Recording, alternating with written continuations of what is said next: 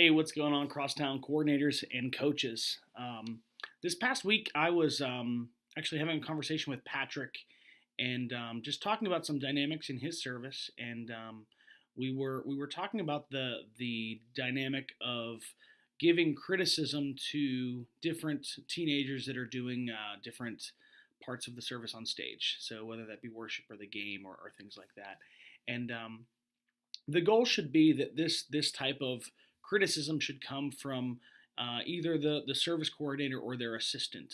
But then there's also dynamics about confronting things with small group leaders that maybe aren't doing their job and things like that. So I wanted to just take a minute and talk about this dynamic.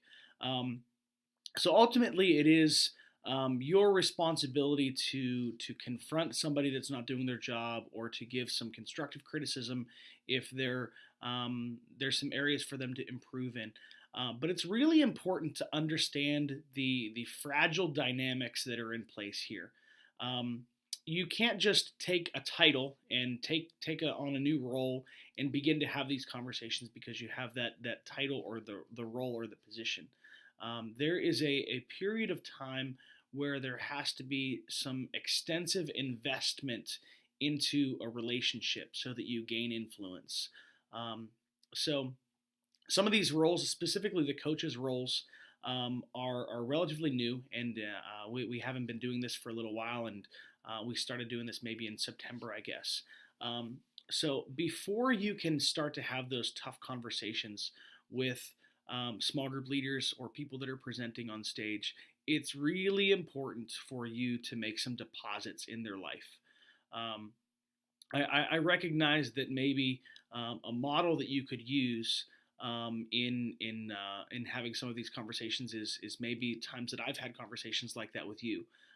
Saying this specifically to some of the teenagers. So probably everybody that is in one of these coaching roles has had one of those conversations where I pull you aside and I say, "Hey, this is what I noticed. Here's some things that we can do to improve and how to make this better."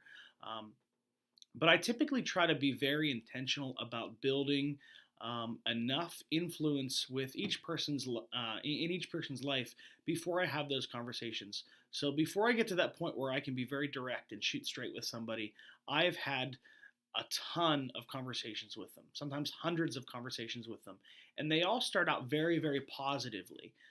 So my initial conversations with people are, "Wow, you're doing a great job. This is great. I love your progress here. I love what you're doing here."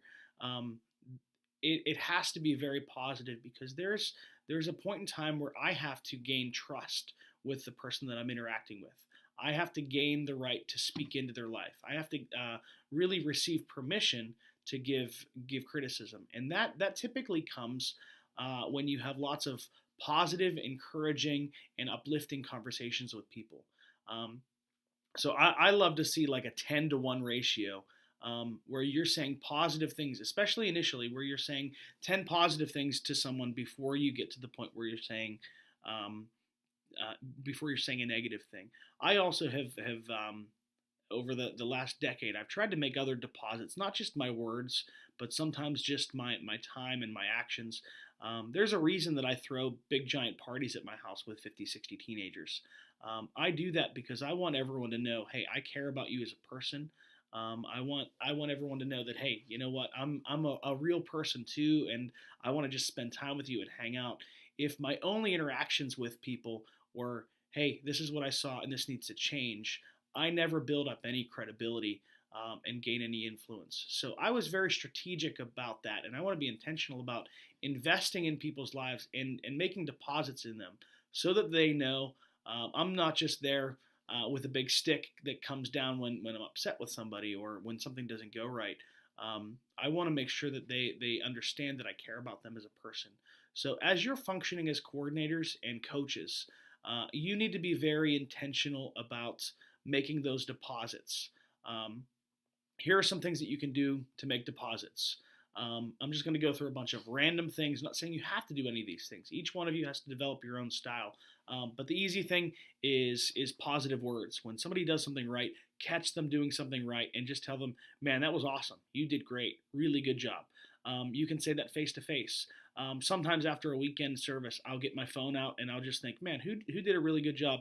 And I'll send individual texts to them to say, hey, Johnny, you did a great job or during worship. You had great energy. I loved how tight the choreography was. Really good job. Love having you on the team. Just a really quick text. And you can also just give somebody a quick gift, saying you're thinking about them. If you brought in your small group leaders, just a candy bar or a snack or something like that. Easy things to do. I mentioned I always had the parties at my house. I'll go to people's sports games or plays or things like that. When you do that, you go out of your way to make an investment in them. So understand that everybody that is assigned to be under your care, from a flow chart perspective, they're supposed to report to you. But you always have to earn that influence before you have the right to speak into their lives. So if you look at an org chart or a flow chart, you are in charge. But that doesn't mean that they have to like you. That doesn't mean that they have to listen to you. It's your responsibility as a leader to gain that credibility. And you can always think about this like making deposits in a bank. If you try to go to your bank account and you want to withdraw $10,000, but you only have $50 in the bank, they won't let you. So eventually, you're going to get to the point where you have to make a withdrawal from the people that you're working from them, that are working for you, and you want to ask them to do something. You want to challenge them to do something more. You want to give some constructive criticism. Before you get to that point where you can make that withdrawal and ask things of them, you have to make sure you're making deposits, that you're investing in them, that you're putting money in the bank. I'll say that in quotes, because you can't take things out if you haven't already put something in. So that's a really important dynamic. I know that especially some of the teenagers that are serving as coaches, you can think like, who am I to give criticism? Why are they going to listen to me? I'm their age. Why can I give them criticism? If that's where you are right now, that's good that you recognize that.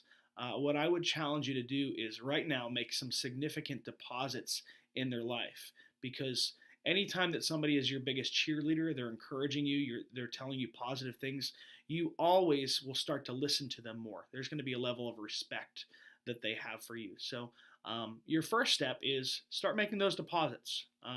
It may not be the right time for you to have significant confrontations or criticisms, but it's always the right time to make deposits and say positive things and invest in their lives and gain influence with them. So I want to challenge each one of you to make sure that you're working on that, especially with your key leaders, that you're making significant deposits in them. And eventually, you'll get to the point where you can start to make withdrawals and you can ask things from them. So keep that in mind. Really important dynamic to understand. And I wanted to use myself as an example to make sure that you understand those dynamics, that even I'm intentional about making those deposits before I make those withdrawals. So keep that in mind. Love you guys. If you have any questions, love to be able to talk to you about that. I think this is a really important dynamic for us to be able to grow and to build our team and to be more effective and to reach more kids. You guys are a big part of that. Appreciate you guys. I'll see you sometime soon.